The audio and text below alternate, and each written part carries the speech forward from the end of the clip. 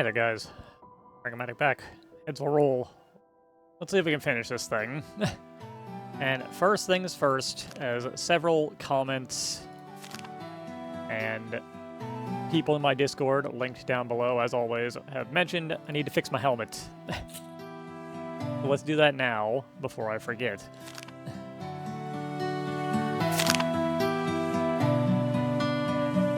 Repair my hat, good sir. Thank you.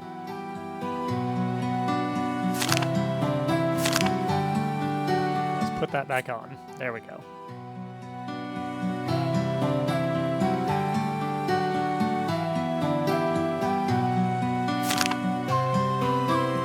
Because I want to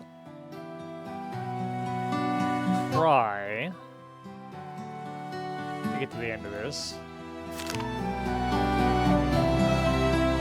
let's put the skull ring on, just for a laugh.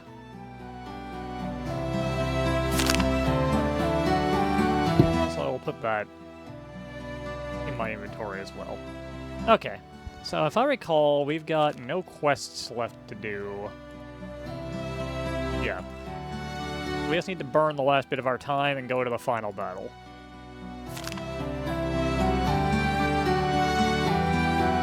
And the question becomes, what are we going to want to do here?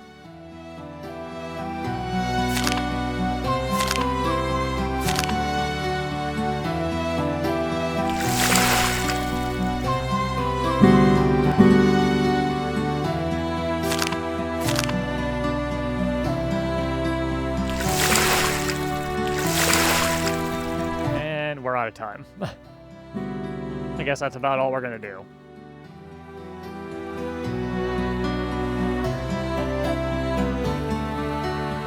Everybody's equipment's intact and nobody's hurt. Spend our money leveling up some of our dudes here.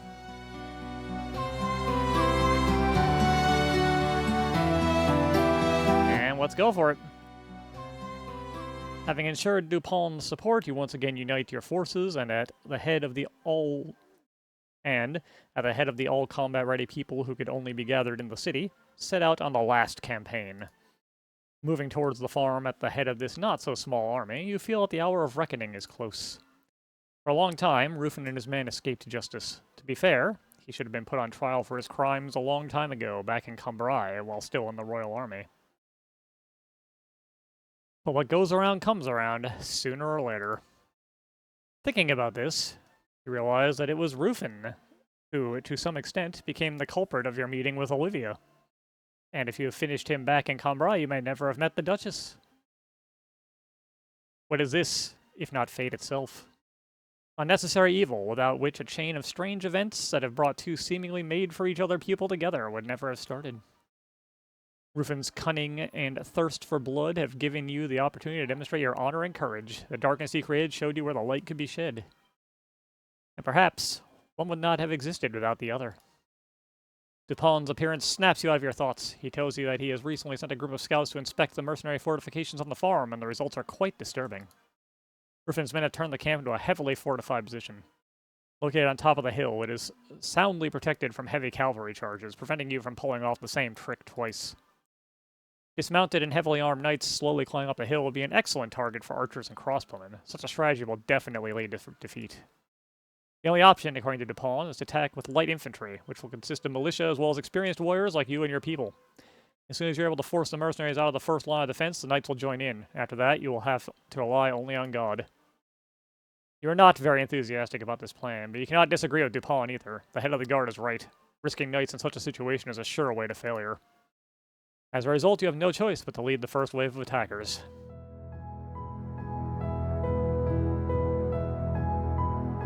Let's make sure I've got what I want in my belt here. Got the Liquid Death, got 2 bolts, a couple of canteens and water skins.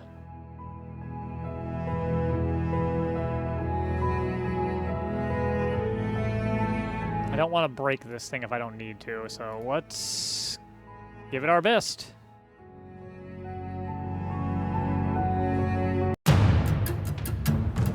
Man, this guy's cool looking. What are we up against? A not very strong dude. And a... not super scary. Okay, no, I changed my mind. He was very scary with that crossbow skill. Well, let's see what our chances are here.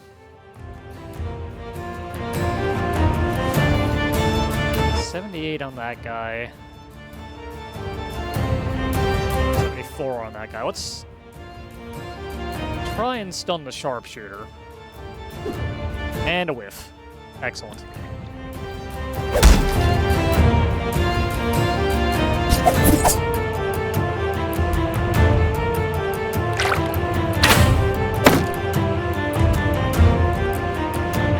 That could have gone better overall.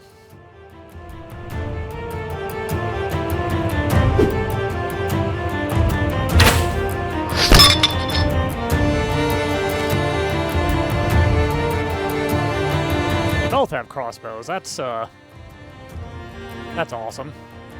Let's try it again.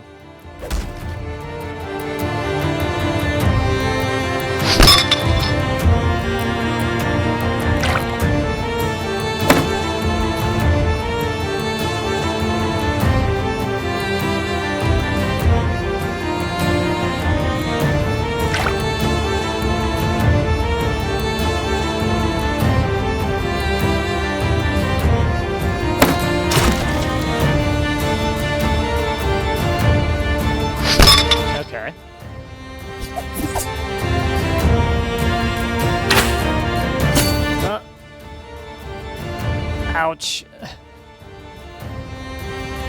That exact thing is what I was worried about.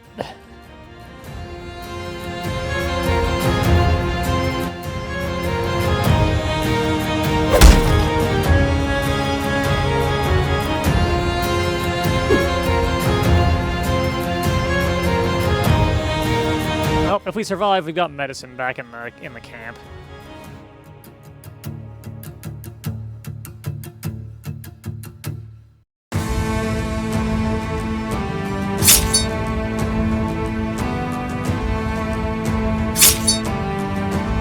Nice hit, man.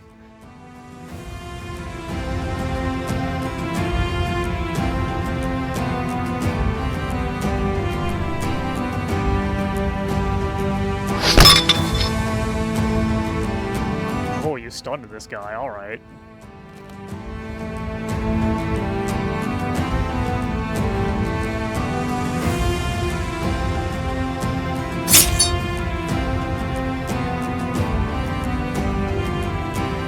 They're both severely damaged. I think they will get some reinforcements here.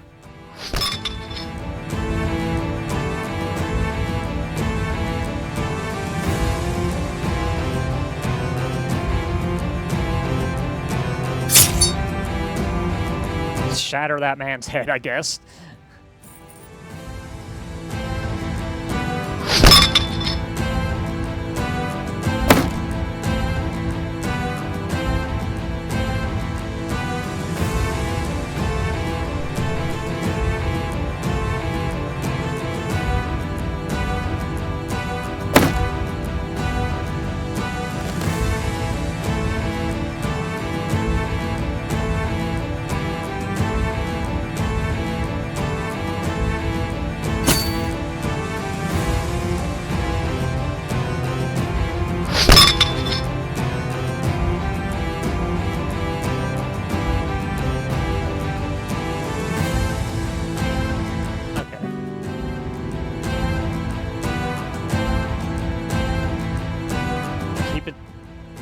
Keep it careful.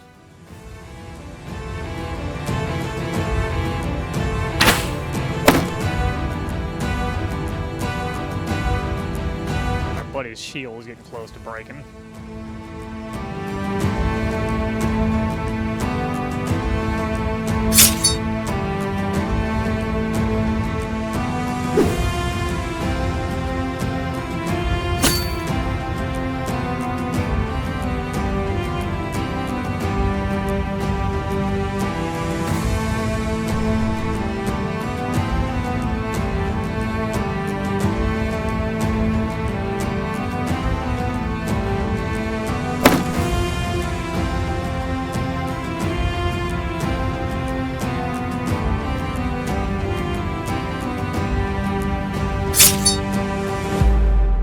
that guy out.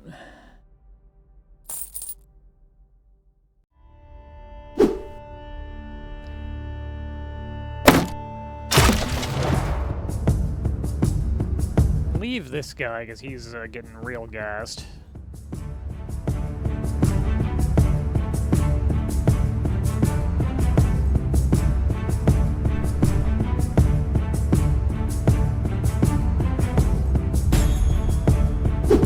I think they should only have 4 dudes, so once we can get rid of this guy, one of these guys, we should be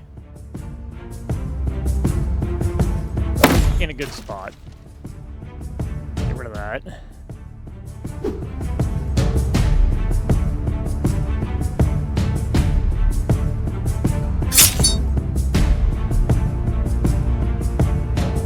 Alright, our buddy is in a bad way. Not a lot we can do about that, though.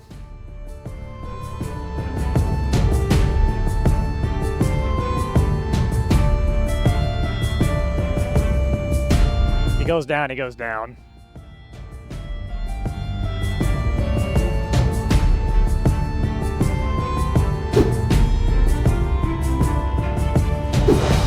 It's a bit cavalier of me to say, I guess, in terms of somebody's life, but, we're just trying to survive ourselves, so...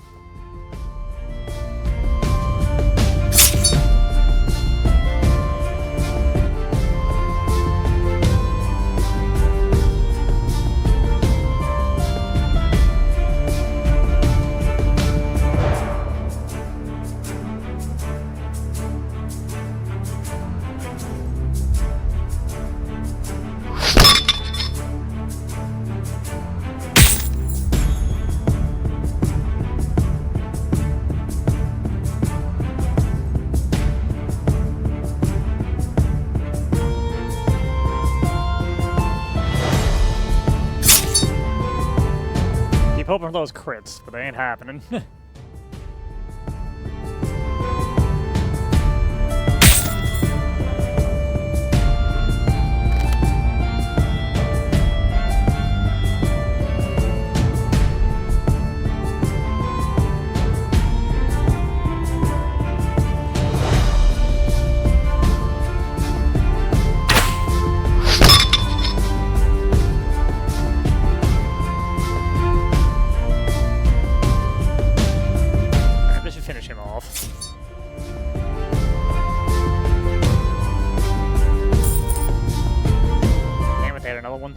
I forgot how long this fight is.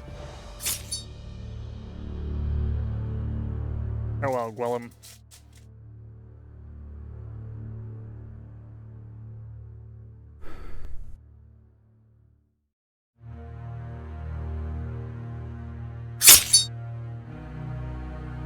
Nice hit, buddy.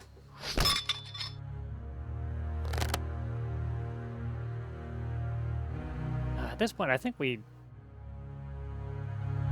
honestly really want to get rid of this guy.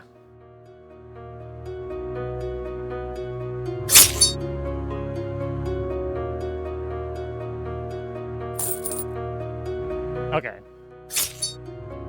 One left.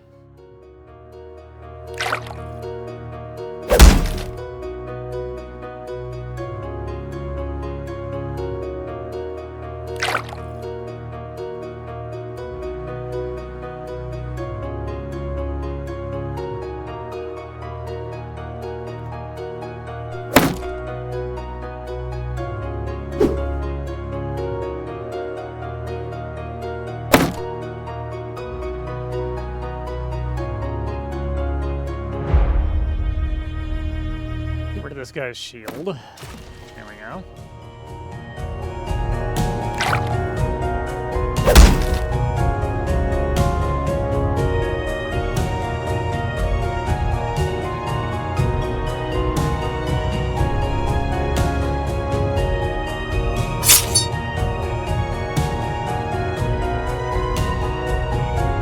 Alright, at this point I think we should just kill this guy.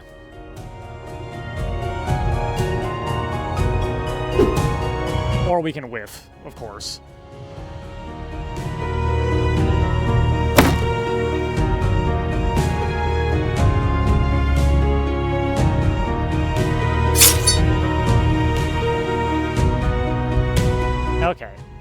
round 1 done. The mercenaries cannot hold their positions and are forced to retreat deeper into the farm. Rest. With great difficulty, you manage to push the mercenaries back from the front line of the defense and gain a foothold in their positions. Not wanting to waste even a minute, you immediately dispatch an envoy to Dupont to tell him to advance immediately with his heavily equipped infantry and knights. After a while, you look back and notice numerous reinforcements led by Dupont moving in your direction. The head of the guard, however, is extremely slow in his usual style, so it'll take at least a quarter of an hour before he reaches you with reinforcements. At the same time, you notice the recently retreated mercenaries are preparing a counterattack.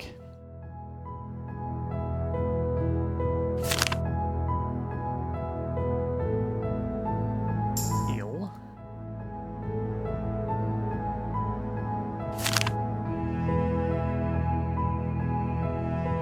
Alright. We're back in good order. Let's proceed.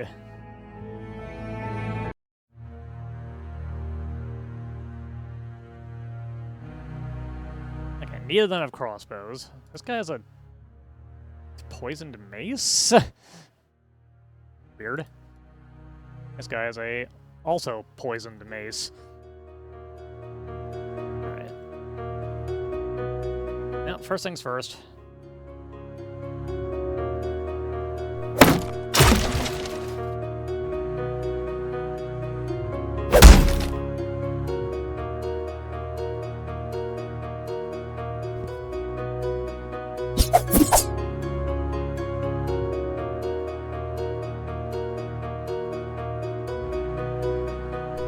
Yours too, buddy.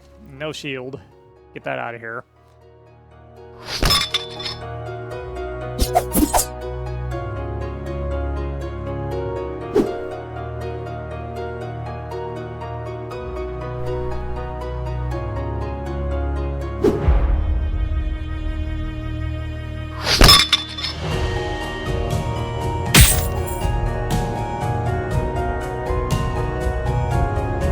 Poisoned and a pierced lung off of one hit. That's...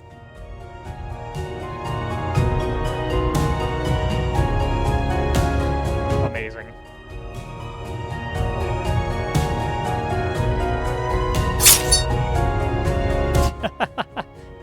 Bye, buddy.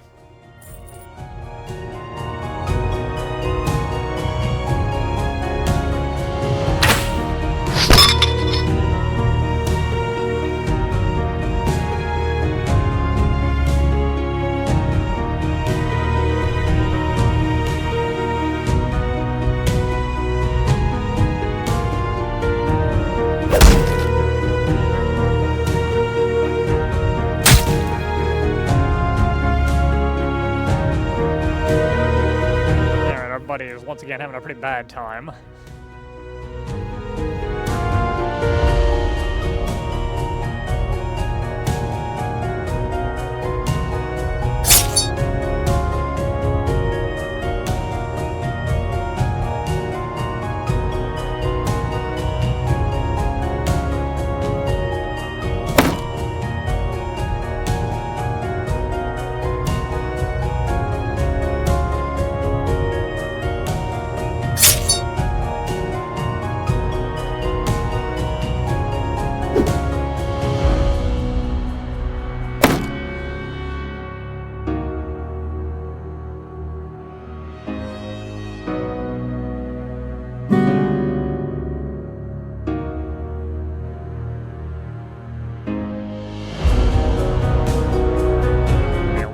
Unfortunate.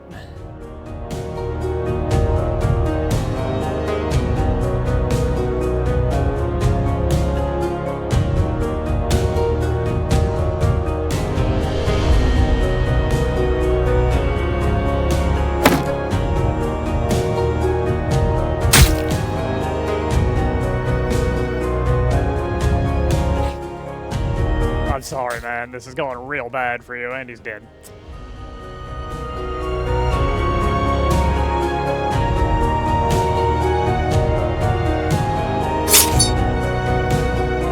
We've avenged him.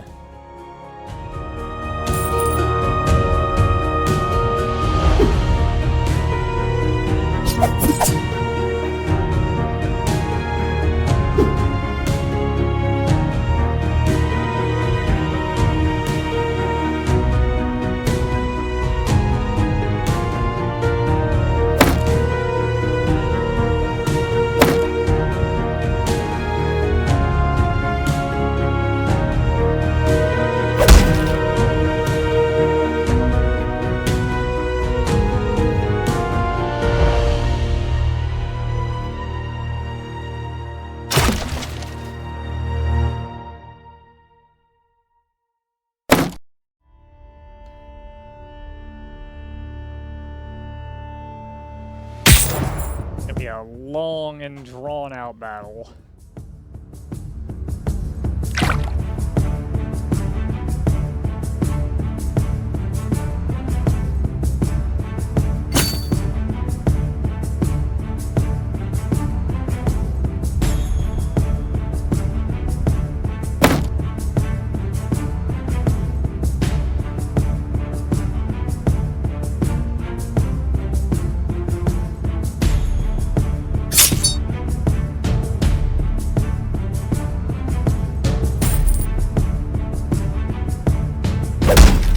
Many of these guys.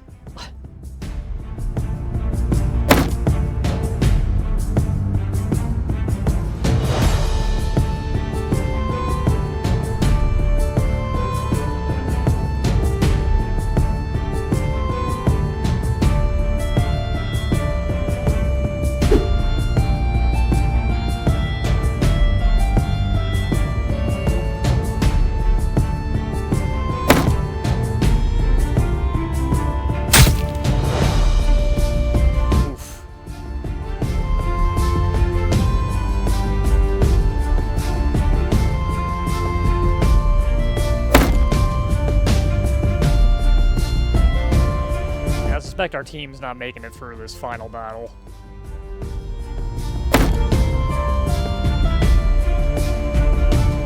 But what are you gonna do?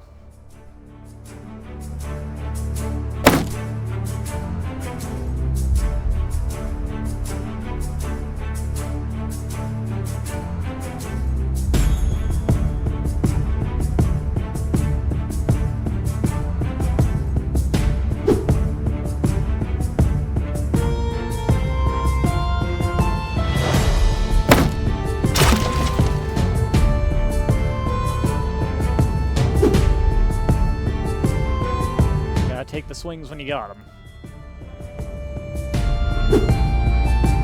Gotta keep missing.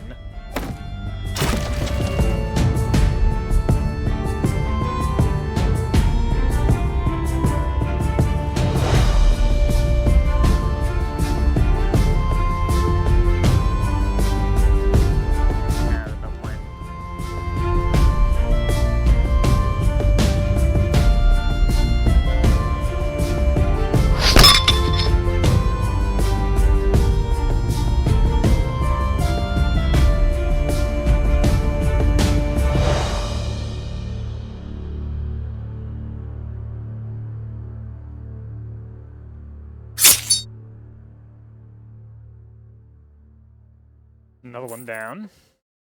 Okay, this is the last guy.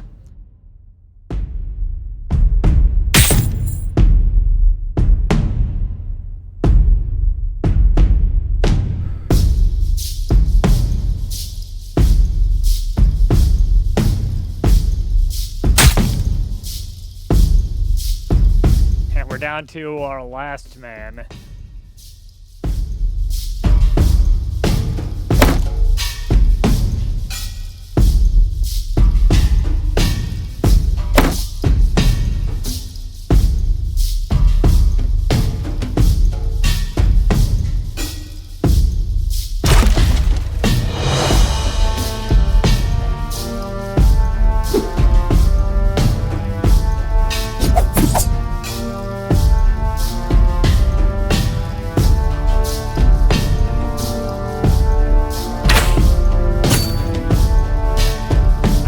Nice shot. The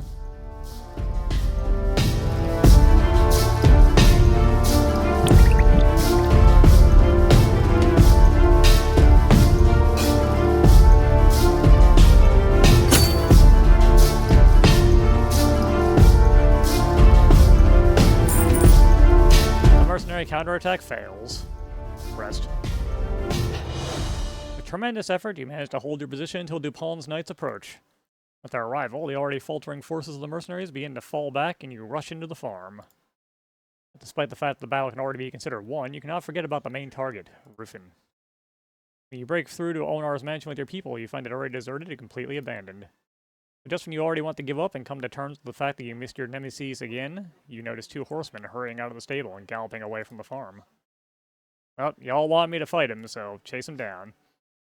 Guessing that these are the leaders of the rebels, you nevertheless hesitate for a second, not daring to immediately give chase. After a tough fight, you are so drained that you can hardly stand on your feet, and the last thing you want is to meet face to face with Rufin, but fail to be a worthy opponent. However, you feel the need to put an end to this whole story, and you set off in pursuit. At first, seeing the pursuer behind them, the fugitives accelerate, trying to break away. After some time, having made sure that it won't be possible to flee, and it is only one person chasing them, they stop, allowing you to get close to them. One of them remains slightly behind. After getting closer, you recognize Onar. The second one is heading straight for you, and he needs no introduction. Already kicked your ass in a fair fight, boy. Don't make me do that again. Because this time I won't spare you. I've come to Renee to settle a score with one particular man. It's done. And now I'm going to leave these lands and never come back. I don't have a side in this conflict anymore. There's no one's banner above my head. And I have no interest in killing you. That might be so, but who said I have no interest in killing you? This is personal, isn't it?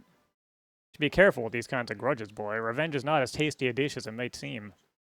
Once you bite into this pie, there'll be no going back. You have to finish it or die trying, so think carefully. There's too much blood on your hands. I can't let you go. Oh, really? You say my hands are covered in blood. Maybe so. I'll take a look at yours. How many men have you killed? How many families have you destroyed? How much sorrow have you brought to this world? How much gold have you taken off the dead bodies? What is the difference between us? What makes you better than me? You don't know a thing about me. And you? What the hell do you know about me? About anything that's going on? I know enough. I see. You've made your choice then. And here we go. The final battle.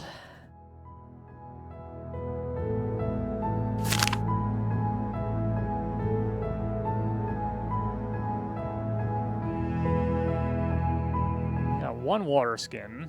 We got our liquid death. We're not injured. I think I'm going to take the chance and do the funny combo just for a laugh. Just you and me, Rufin. And Rufin is still very much better than we are. There's a pretty good chance that we will not be able to win this. I will give it my best shot, though. Do we have any real chance of hitting you right now? The answer is absolutely not. We sure don't. Try shield bash. That worked.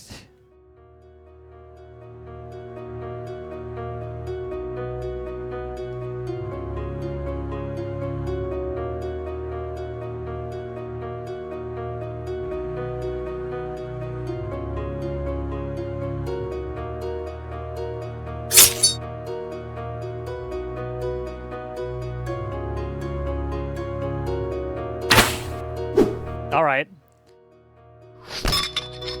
I'm getting him with that arm cut,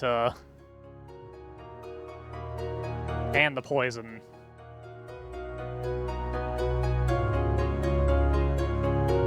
Was a good stroke of luck there.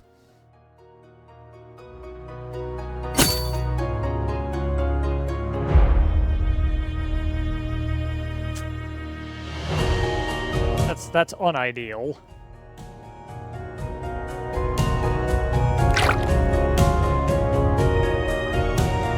Got literally no chance to hit him again.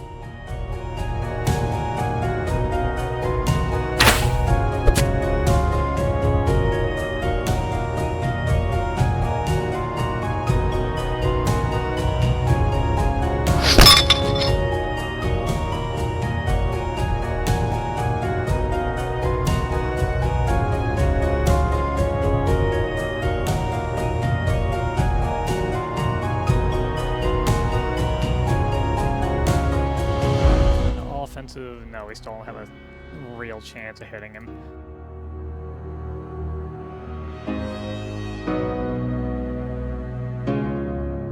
Don't be stupid.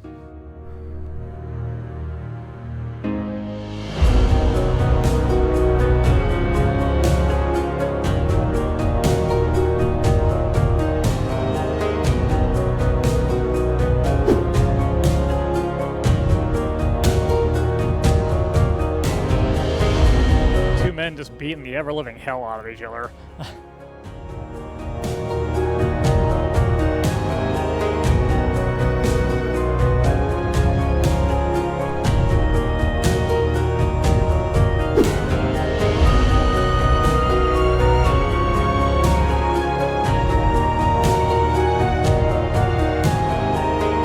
still don't have a good chance of hitting him.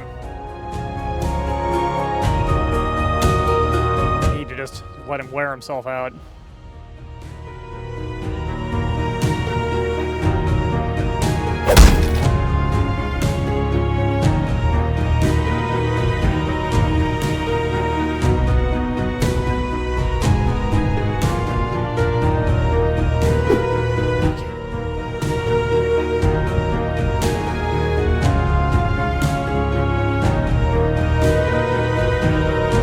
Still not great odds.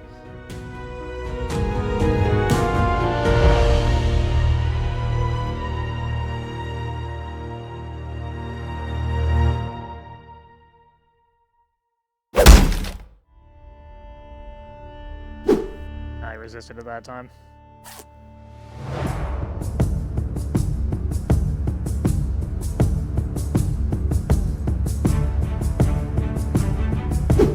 Yeah, he's in a real bad way. Now is probably our best chance.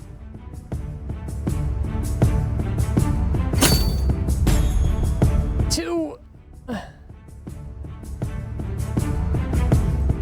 Got him.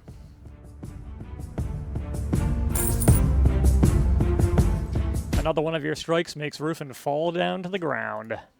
The mercenary immediately tries to get up, but the wounded body lets him down, and all he can do is just to raise himself a little, but he falls again.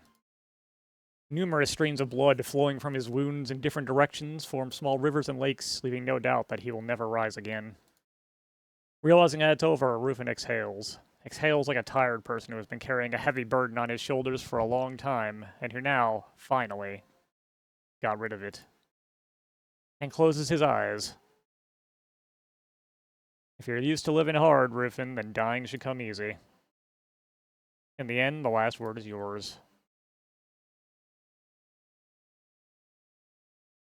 After finishing off Rufin, you're surprised to notice that Onar, who had enough opportunities to disappear while you fought, has not gone anywhere. And even more than that, he himself approaches you. For the first time, you meet face-to-face with the rebel leader and can finally get a good look at him. He looks about 50 years old, well-dressed with gray hair, and a very calm face with a frozen expression of discontent and slight disgust. You see him for the first time in your life, yet you can swear that he has the same expression at any time and in any situation. After catching up with you and casting a long look at Rufin's body, Onar sighs briefly, as one sighs when some nuisance occurs, and looks up at the sky. Well, this is the end, I guess, he says. Looks like it is, you answer. I can tell you 10,000 reasons why everything I did was right and necessary, but I do not think they will interest you. He says and immediately adds, just as they did not interest the late Duke. I know that not only the truth is on my side, but also the Lord himself. You too will understand this one day, but it will be too late. Well, let's not waste time. We both understand why you were chasing us.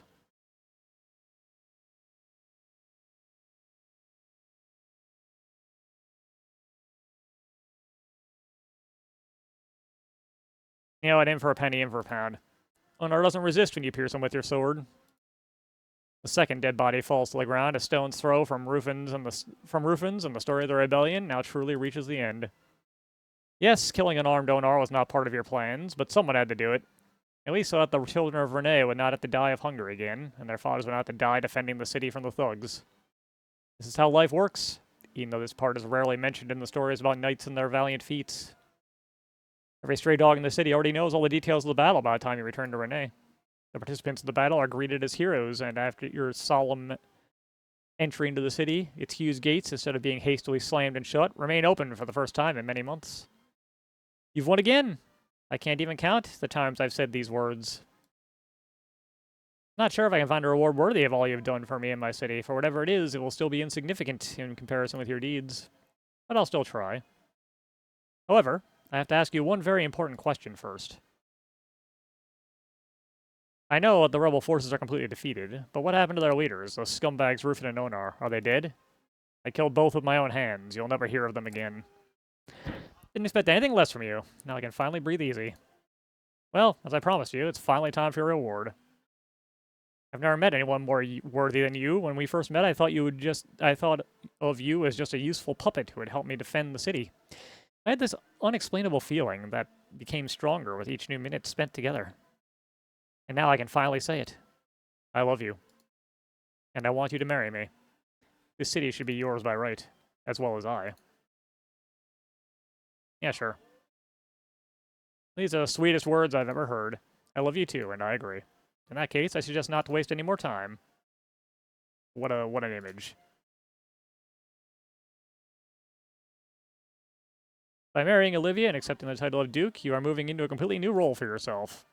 From a nameless militiaman running errands, and then from a mercenary doing the dirty work, you have turned into a noble and distinguished person, for the first time in your life, becoming the one who gives orders rather than the one who carries them out. In peacetime, there was no point in even dreaming about something like that for a person of your origin. However, the war, as often happens, changed the fate in a bizarre way. And where some found death and ruin, you, having walked a dangerous path and shed a lot of blood, found wealth. Over time, however, your relationship with Olivia begins to cool down. The reason for this is some very strange hobbies of the Duchess, which you, as a good Christian, cannot possibly accept. Our virtue is too high.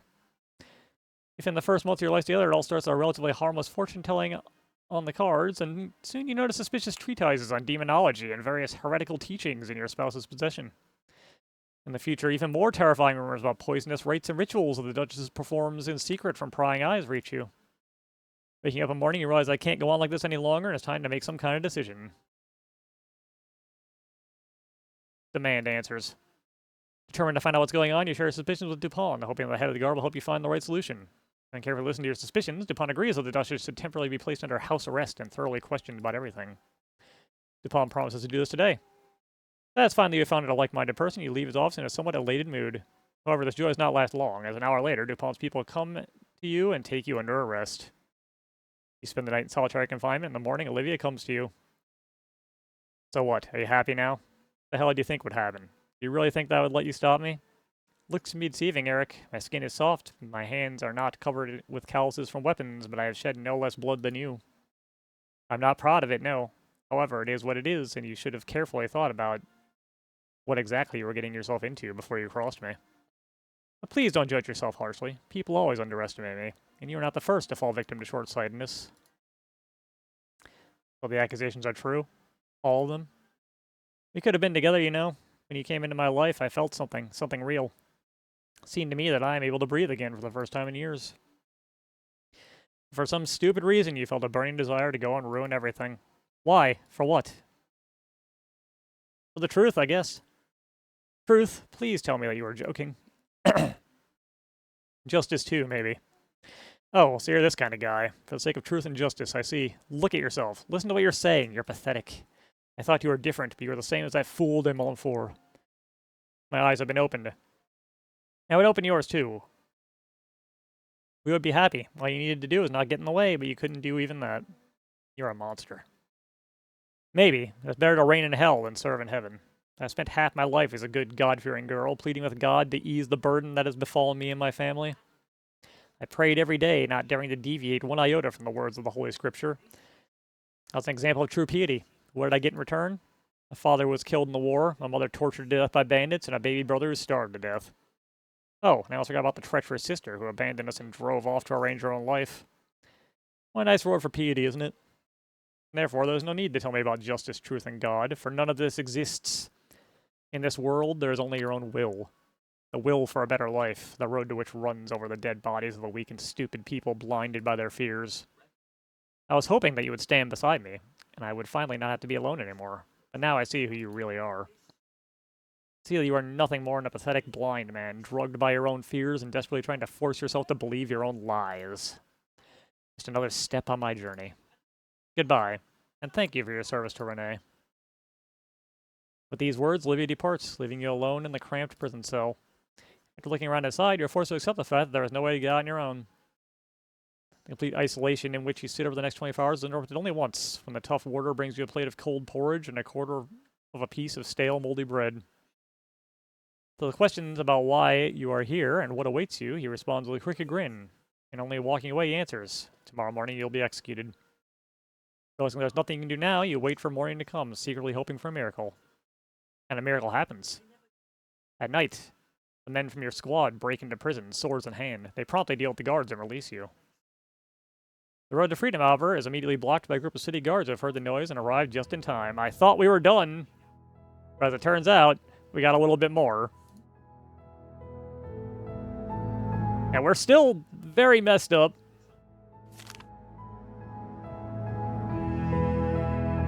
Let's unequip that. Let's put the loot back on. Let's use that.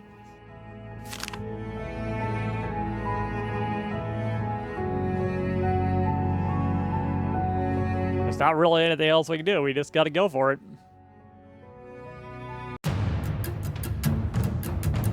We're still severely damaged, which is just amazing.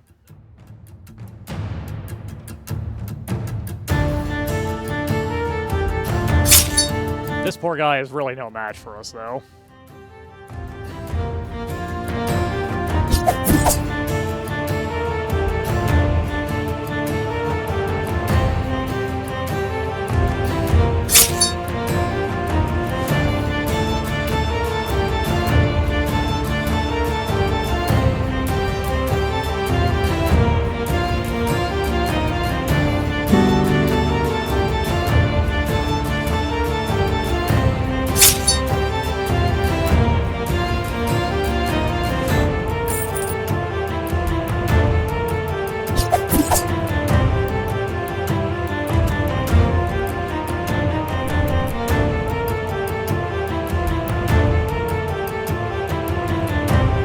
Pretty sure that the Rufin fight was the end of it, and if we had been at low virtue, that would have been the end of it. We would have just gone along with what Olivia was doing.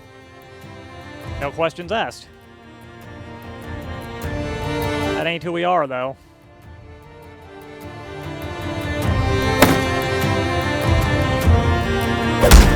Uh-oh.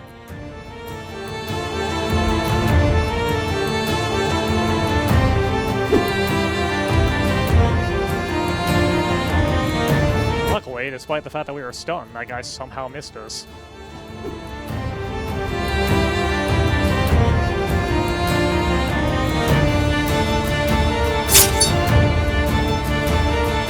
Hey, we got to see the ring work.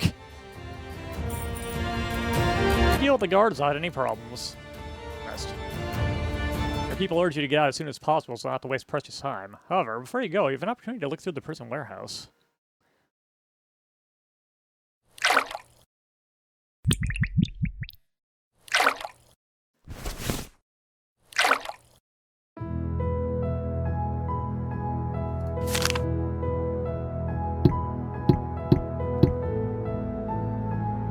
Time for another fight, I guess. You break through the guards and escape out of the prison, it becomes obvious that you no longer stay in the city. There are only two escape options, to the main gate or by sea. At first glance, the option with a gate seems more attractive to you, since it is only a couple of blocks away, while the docks, on the other hand, are located at the other end of the city. But as soon as you remember that the rebels are waiting for you outside the city walls, the plan involving the gates immediately ceases to seem suitable.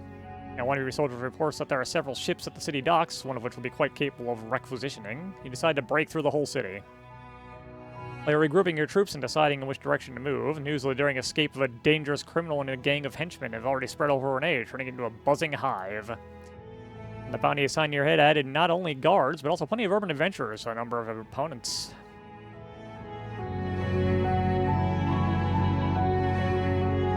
Well, here we go.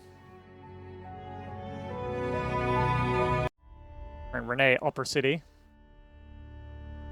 Swashbuckler, the Breton Man-at-Arms is absolutely not scary at all.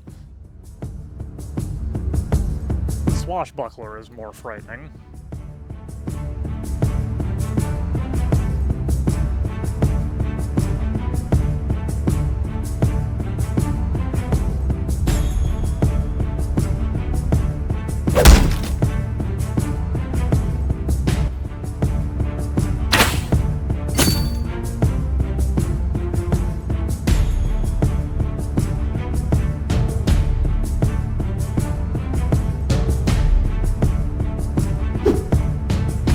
Good shot.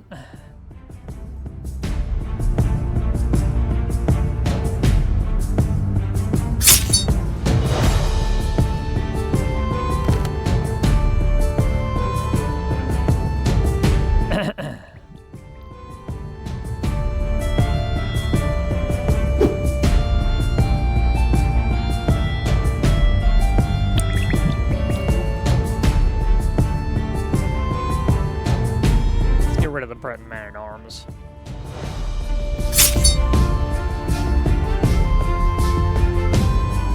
I've actually never seen this route before. The last time I did this route, my guy was low enough honor to just go along with Olivia.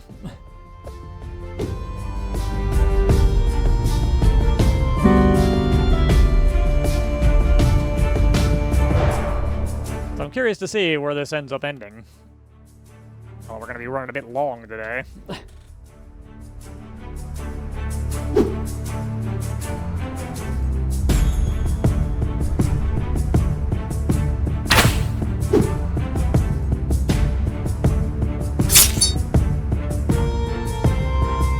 Oh no.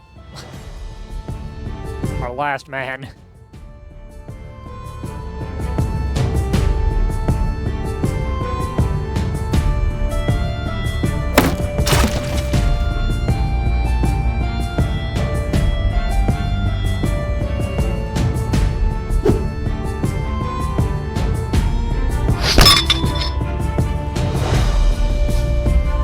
Else we did kill Rufin, so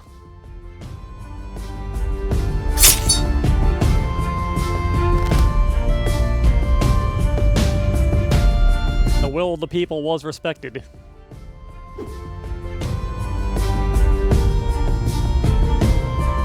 Swashbuckler is wearing himself out.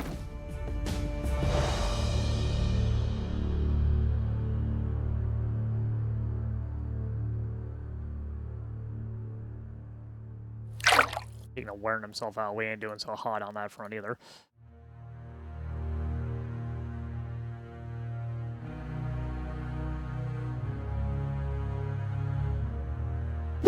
Whiff.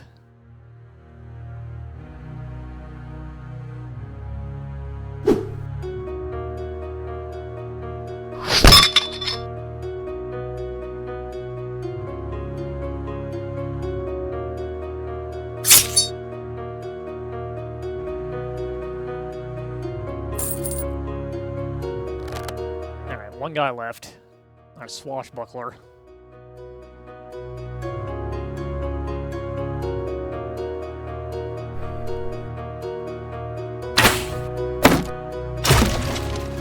Nice.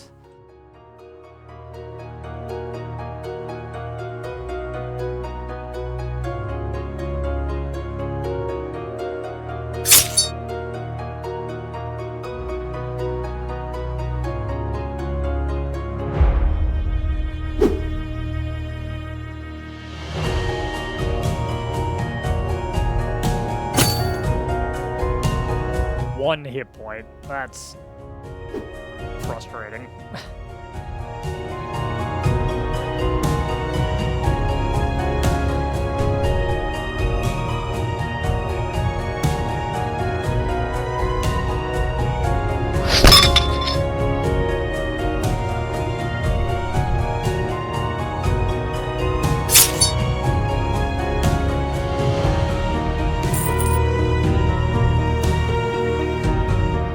Fighting through the upper quarters, you continue your way to the port, descending into the lower city.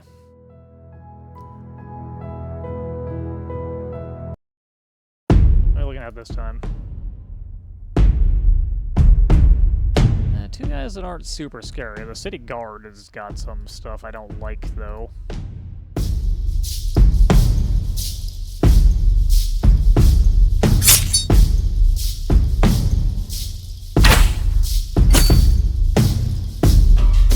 headshot, buddy.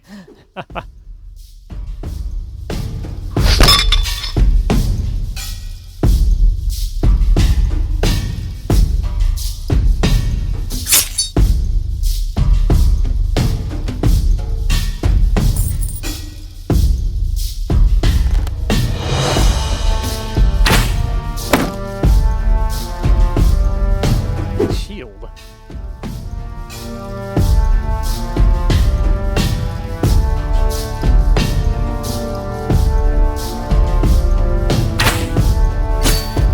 Real sad if my buckler broke after all this time.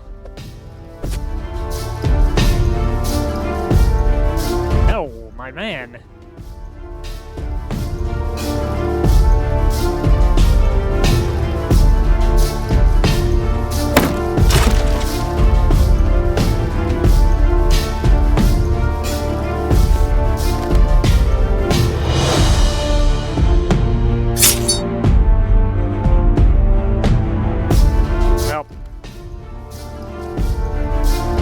Ain't gonna make it.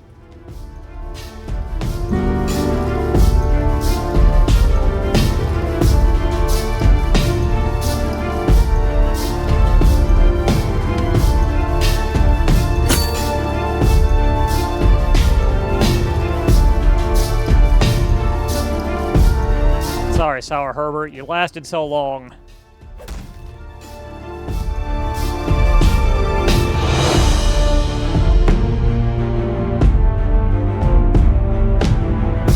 Where they may be the only survivor of this daring escape.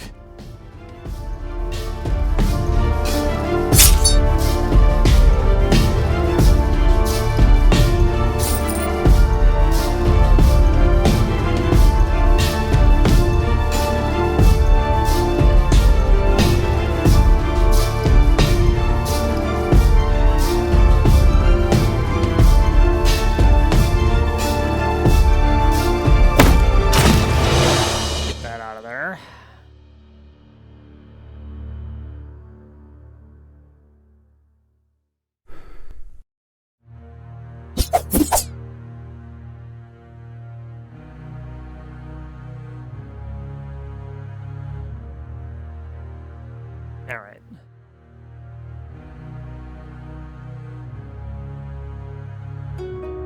Just a matter of finishing this guy off. Not good at a stun. That'll speed things along.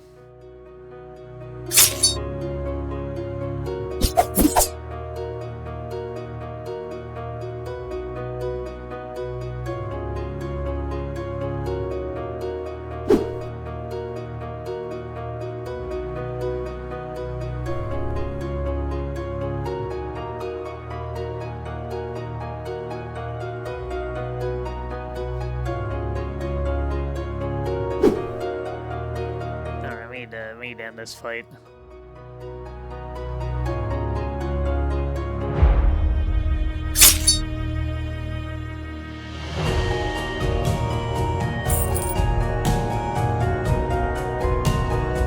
Having dealt with the guards and bounty hunters in the lower quarters, you get to the port.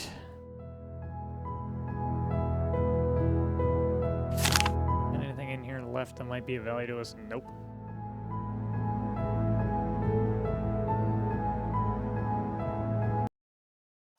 French noble, that guy's a little bit on the scary side. Another city guard.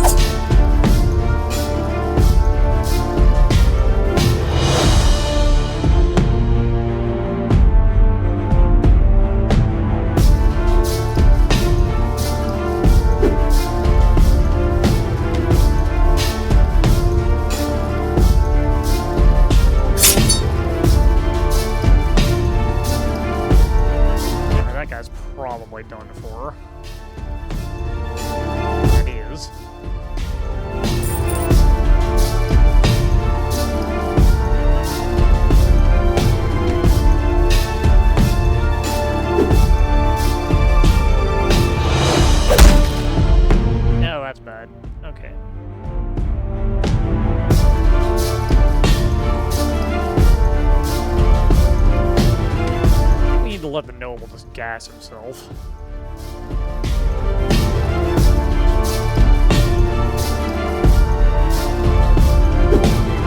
He seems to be unable to really land a hit on us.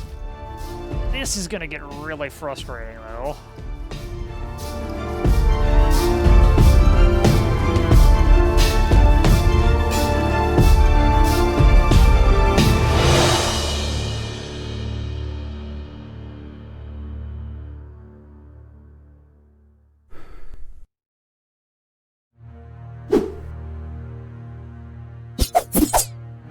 You gotta be kidding me with this. Stop.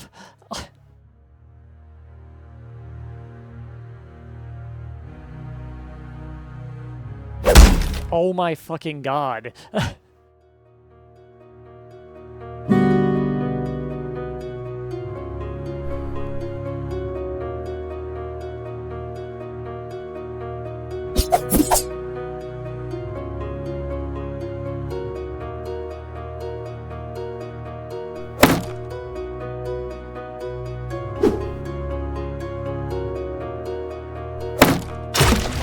My buckler. Oh, that's no good.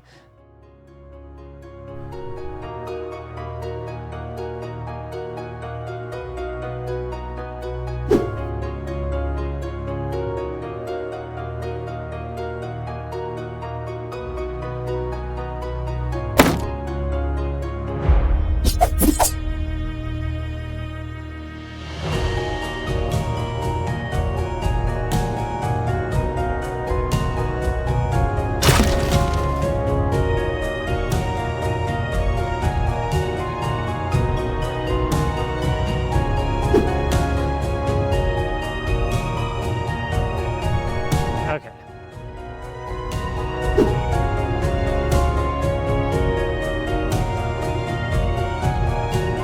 They're both very tired.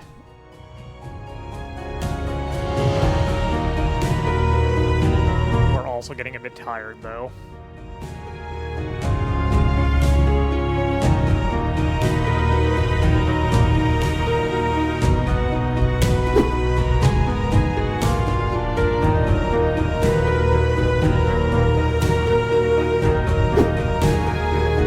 Missing on the 92%, amazing.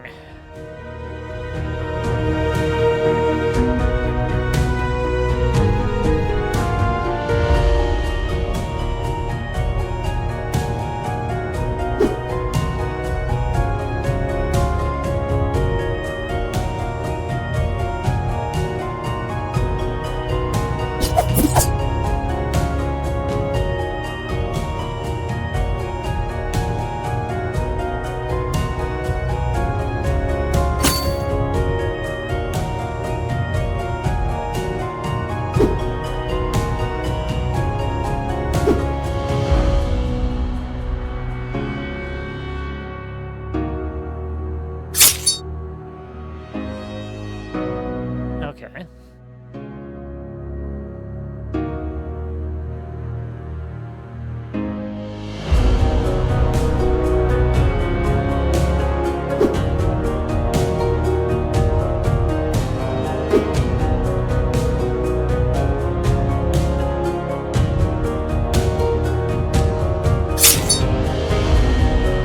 There we go, get that guy out of there. No reinforcements, so our noble is the last man.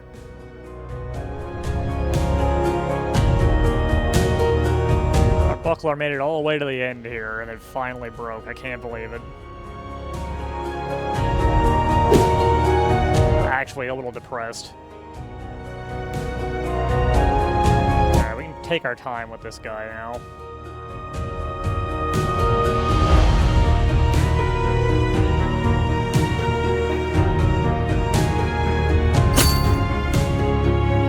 Critical strike, he's dead. I'm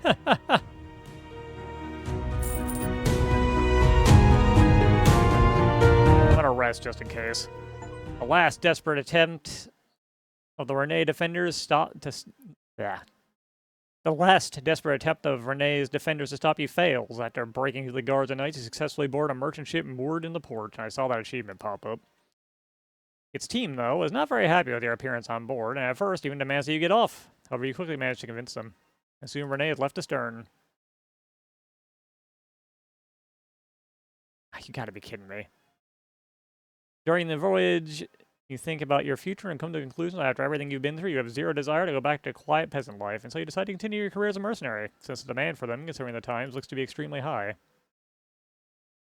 By agreement with the sailors, you are landed in Paris, where you will hope to find a new job for yourself and your comrades. You don't have to sit unemployed for long. The turbulent times have created a huge demand for people in your profession, especially those who can boast of any kind of experience. Despite your young age, you are a full-blown veteran of 2 military campaigns, both of which were well-known, and therefore job offers poured in. Most of them came from all sorts of large and small lords who had claims to the lands of their neighbors, or, on the contrary, wanted to protect themselves from such claims. One of the proposals made you, however, strongly stood out from the orderly row. It came from Bernard de Chatillon, an influential lord from southern France who sent his cousin to the capital of the kingdom to find suitable people. In conversation with you, he said that Signor de Chatillon needs a detachment of daredevils to go overseas to Outremer to find there and safely return his son who went on a crusade. Crap. The House de Chatillon took care of all the expenses of organizing the trip, and in the case of the success of the enterprise, it also guaranteed a very solid reward, which would have allowed you to live comfortably for the rest of your life. After giving interest in this offer, you give your consent and go to the court of Bernard de Chatillon to conclude an official contract. Why? I don't want this. Welcome to the estate. You're here at my invitation, so there's no need for me to introduce myself, I believe. Of course, sire, my name is... I already know who you are, I'm well informed. Especially about anything that has to do with my business partners or employees, former, current, or potential. Same, unfortunately, cannot be said about the members of my own family. I'll be boring you a tale of my family woes, as I doubt that you have any interest in this subject. Instead, let's talk about you. Like I said, it is my habit to look into one's background before I invite them to my house. You are no exception. I have to say you are quite the resume. Campaign in Flanders, siege of Cambrai, war in Breton, defense of Rennes. All that in just a recent couple of years.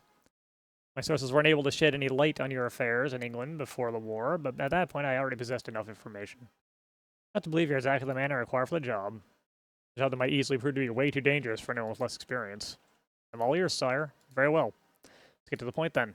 I need someone to go to Outremer, beyond the sea, to the land of the Saracens. Find my youngest son and bring him back, alive. Your son, sire. Who is he? What do I have to know about him? Closing his eyes, Mars takes a deep breath and continues to speak only after a lengthy pause. Renaud, my second son. God is my witness, I have no desire to turn my study into a confessionary and you into a priest, and yet I'm afraid I have to. I've already complained about not dedicating enough time to my family, and as Renaud's story, there's a shining example of that. He is my second son, in every sense of the word. I always devoted what little free time I had to my eldest, Henri, seeing him as my heir, the bearer of our surname and successor of the family. Ever since childhood, Renaud has been left to his own devices. Our family never had any troubles with money, so he always got what he wanted, but the boy had a horrible temper. He always led a sort of bacchanalian life. Fights, women, wine, gambling, blasphemy.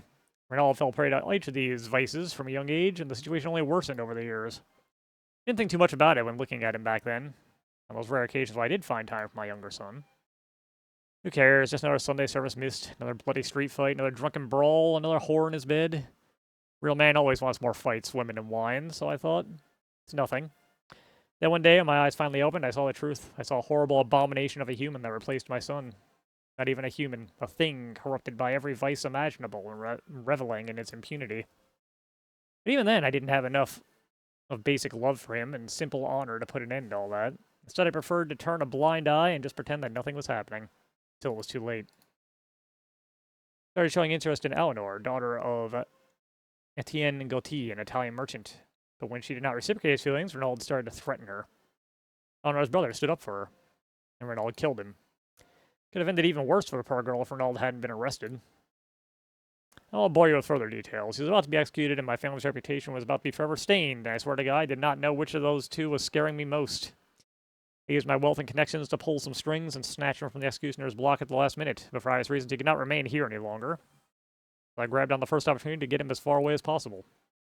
Count de Molay was about to embark on a crusade in Outremer. He was reluctant when I first approached him about Renault, but he owed me a favor, and so, out of sight, out of mind. Didn't care what would happen to him or what else he might do, as long as it all took place somewhere far enough not to damage my reputation. It all happened a year and a half ago. Then Henri fell ill. At these words, the calm voice of Bernard de Chatillon starts shaking. Every following phrase getting harder and harder for him to utter. The disease seemed trivial at first, but as months went by, Henri only got worse. And now the doctors tell me that his days are numbered, and it would be a miracle if he lasts until Christmas. The Lord is punishing me. The Lord blessed me with 2 sons, but my pride and my foolishness have first taken one away from me, and now they are taking the second. Just spending time with my family, I was being delusional about the greatness of my house and how it would live in centuries. And now it is crumbling like a house of cards, while all its greatness is draining away like water through fingers. I beg you, bring me back Renaud. Bring me back my heir. Bring me back my son. Won't be an easy task, sire. I'd like the reward to reflect that. The reward will be more than worth it. 25,000 florins, plus a lifetime place in my court if you desire it. I will also eagerly cover all the possible expenses. Equipment, men, your journey there and back. You wanted to spend a coin out of your own pocket. Outremer is a vast place, sire. Where am I to search for him? The expedition of Count de Molay was headed to aid the governor of Dametia in his struggle against the Mamluk Sultanate. Last news that came from there suggests that the Count and his men had succeeded in defending the Christian lands, and they were preparing to attack deep inside Muslim lands. But that was months ago. Only the Lord knows what's happening there now. As for Renaud, I know nothing about either his whereabouts or his fate. The city of Damietta, Count de Molay's company, this, I'm afraid, is all I can give you. I understand, sire. I don't think you require any advice, especially from me, but I'll say it anyway. Prepare yourself. Outremer is as deadly as it is vast. It's a place where nature itself turns against man. There, dying from the scorching heat, lack of water, or an exotic disease will be just as easy as getting killed by a Saracen's curved sword or a bandit's arrow. I'll give you a week to prepare. Spend it wisely. Received a new rank, Legendary Mercenary. We've been given 2,000 florins. And, I'm gonna tell you right here, this sucks ass. This is one of the hardest things you can do in the game. It is part of the base game, and I was hoping we wouldn't end up here. Oh boy, I'm gonna need to do a little bit of reading up again. I've done this path once, and it's full of gotchas. I'm gonna do a little reading up, and next time we'll get started. Man, I thought we were gonna be done today. Oh boy. Anyways. Have a good one, guys, and later.